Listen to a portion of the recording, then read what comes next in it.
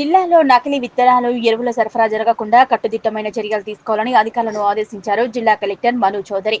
గురువారం ఐడీఓసీలోని సమావేశ మందిరంలో వ్యవసాయ, పోలీస్ శాఖలు మరియు సంబంధిత శాఖల అధికారులతో నిర్వహించిన టాస్క్ ఫోర్స్ సమావేశానికి జిల్లా కలెక్టర్ అధ్యక్షత వహించారు. ఈ సందర్భంగా కార్యక్రమాన్ని ఉద్దేశించి కలెక్టర్ మాట్లాడుతూ, జిల్లాలో రుతుపవనాలు ముందస్తుగా రావడంతో రైతుల పొలాల సాగుపై దృష్టి మరలడంతో రైతుల దృష్టిని మరలించి ఎక్కువ దిగుబడి ఆశను చూపుతూ దళారులు, వ్యాపారులు నకిలీ విత్తనాలు రైతులకు అంటగట్టే ప్రయత్నం చేస్తారని, ఆ విధంగా జరగకుండా జిల్లాలో టాస్క్ ఫోర్స్ కమిటీ పకడ్బందీ చర్యలు తీసుకోవాలన్నారు. మండల స్థాయి టాస్క్ ఫోర్స్ కమిటీలను ఏర్పాటు చేసి ఎప్పటికప్పుడు పర్యవేక్షించడంతో పాటు ఆకస్మిక తనిఖీలను సైతం నిర్వహించాలన్నారు.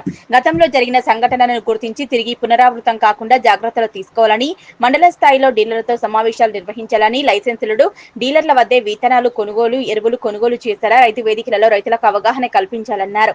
జిల్లాలోకి బయట నుంచి విత్తనాలు, ఎరువులు రాకుండా కట్టుదిట్టమైన చర్యలు తీసుకోవాలన్నారు.